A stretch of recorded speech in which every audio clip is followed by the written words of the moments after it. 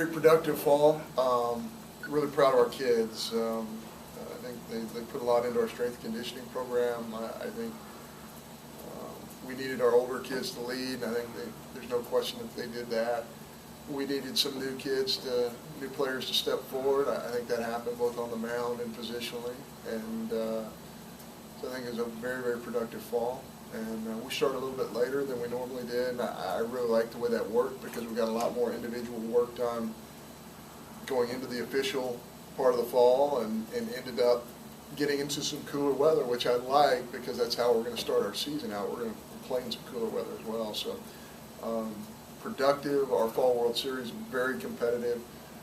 All the little things you want to have happen during the fall happened, so pretty pleased with it.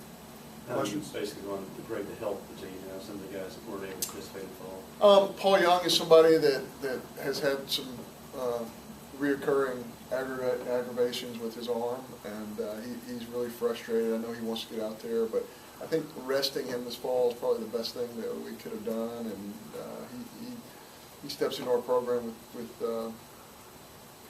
great background of arm strength and helping his team to a national championship in junior college. So I know he was frustrated by not pitching as much as he wanted to.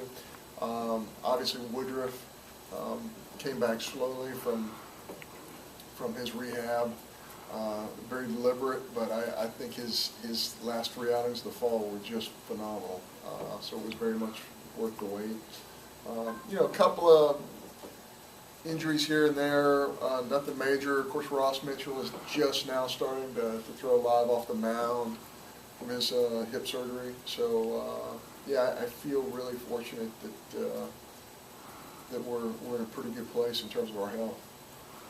I think after Game 1, if I remember correctly, you weren't too happy with the effort, performance, got a lot of drop balls, errors. Did you see the improvement that you kind of asked for after that game? Well, you have to segment those things. When it's like, 95% of the things are positive, and if one poor thing happens on the mound or behind the plate, it's really magnified.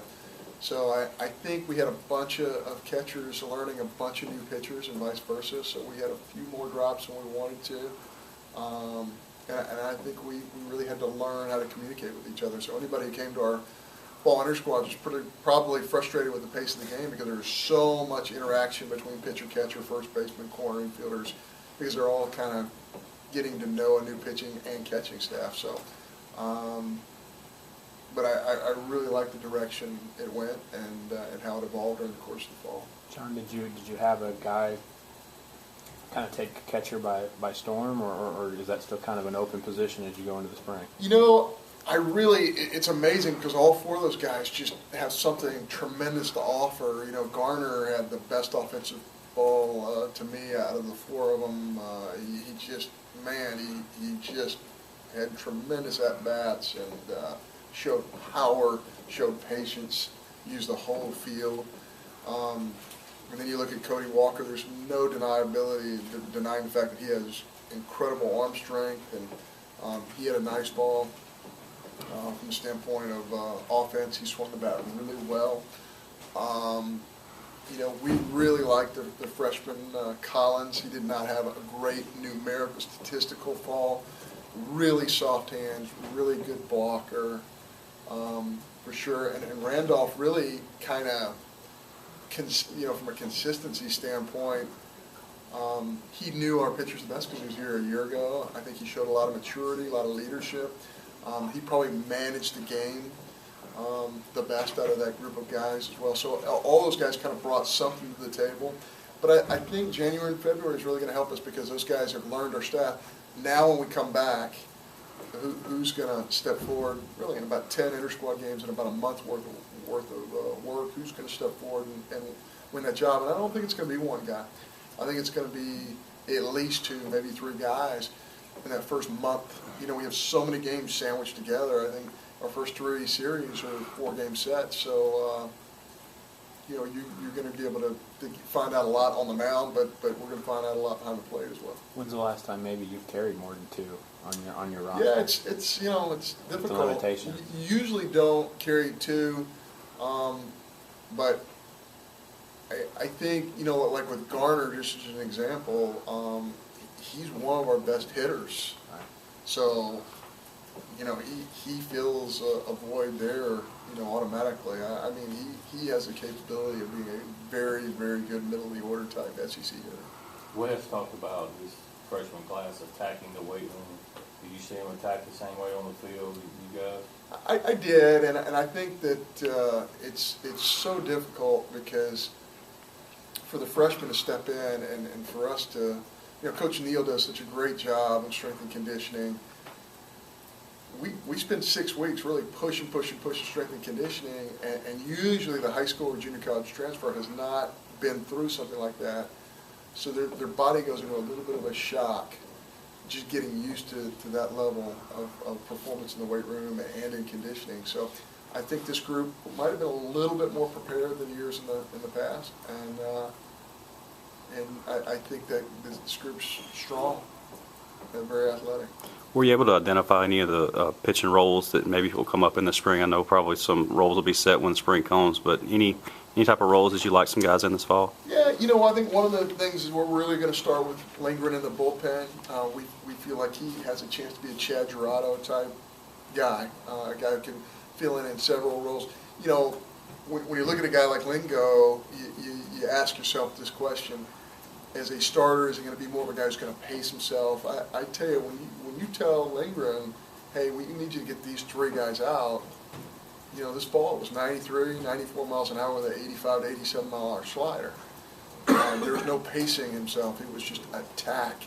And the level of stuff is as good as I've ever seen in college baseball. I mean, the issue is commanding the baseball, and that's something that he works on every single day. So when those 2 things come together, I think he is special, but he becomes even more special.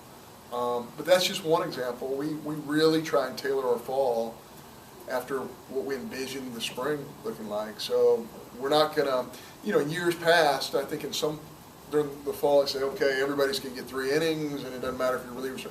We're bringing guys in left on left, right on right, and trying to establish roles right from the get-go. So we feel like we got a lot of that worked out as well. How does Lingo feel about that role? I mean, you're talking about a drafted high school kid that probably thought he was going to come in here. I think he's in love with it. I think he envisions himself pitching in the big leagues out of the bullpen. I think he sees that. I think we see that. I think there are a lot of guys in the big leagues making a lot of money doing that, and I think he sees himself doing that. I think he's more of a sprinter than a marathon guy. Not to say that 3 years from now he might be a starting guy, in AA, AAA, and in the big leagues, whatever. But he's got a great arm, and just whenever we make a decision, what we're trying to do is find out what's best for the individual and best for the team. Those are equal. Both of those considerations are equal in our minds, and I think he's in agreement. We don't ever make a decision like that until we meet with the young man and bring him in and say, how do you feel about it? And I think he's totally on board with that. You talked about catcher, but did you get any closer on the middle infield? Who's going to play short and second?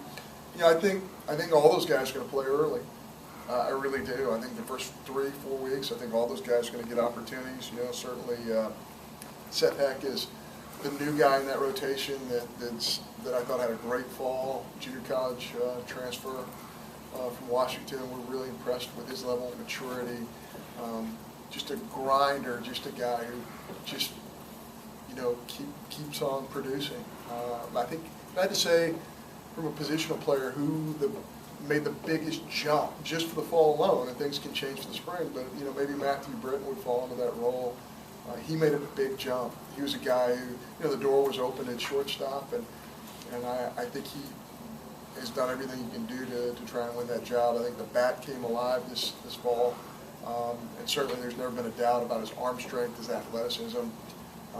He's going to get a lot of opportunities early at shortstop along with Seth Heck. He will be involved in that. And, Pirtle had a great fall. He has been a great leader for us. And I think Kyle Hahn is somebody who's gotten a lot better. So we have 4 guys. A lot of programs have 8, 10 guys trying to get those 2 spots. I kind of like the fact that we have 4. I think all of them are going to contribute, and I think they're all very good players. A lot was made last year how you handled that bunch of players and the personalities. How are you handling it this year, being kind of the expectations and being the hunted rather than the hunter? I think our kids have a great attitude. You know, in our sport, and I've mentioned this before, we really believe it. You're really not attacking an opponent. You're really attacking the game. Our kids know that. The more you play this game, the older the kids get, the more they realize the game at any point in time can punch you right in the mouth. And you know, you have to learn how to deal with failure. You have to learn how to deal with success. You have to learn how to deal with your teammates. You have to learn how to deal with an incredible fan base like we have. You have to deal with school. It's all part of a process. I mean, if you could go back and see where Wes Ray was as a pure freshman in our program, see where he is now, where you could have seen, you know, Hunter Renfro as a freshman versus where he was a year ago. These kids just continue to mature and get better. One of the many things I learned, you know, from Coach Polk is, you know, your experience level rivals the talent.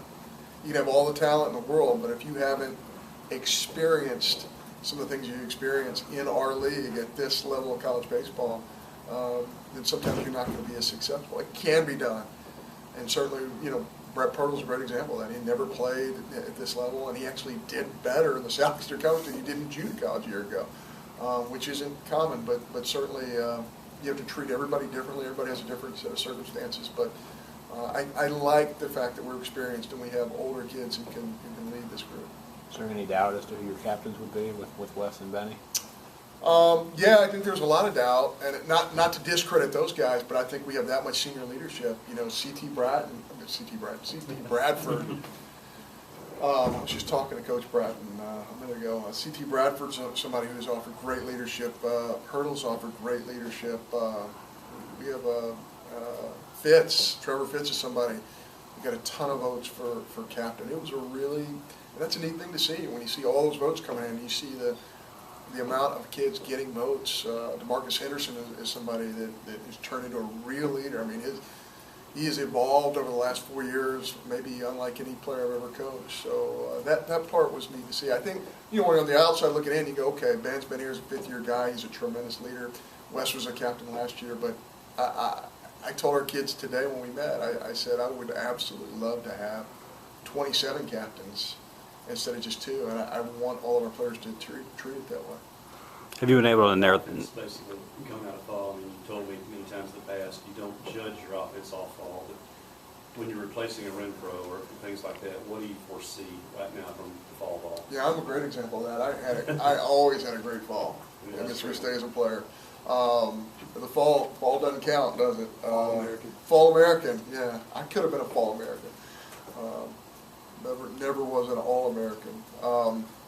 Yeah, I think you want your kids to do well, but it's not. The fall's not a make you break you type of situation. You see the seeds or the beginnings of what could happen in the spring and the fall. So, you know, you see a kid who has great at bats, but he hits 170 for the fall, and you think, man, this guy's gonna, you know, has potential to have a great spring. So I think there's a lot of that in our program, but certainly I think we have many kids who deserve opportunities to play, and that's a great challenge to have going into your season. And you know, everybody has to understand their role, and they have to gravitate toward that for you to be good. Because I've been around some really talented kids in the past who, you know, in some cases, if they're not getting exactly what they want, it can cause some issues with your club. And I don't foresee that being the case with this group.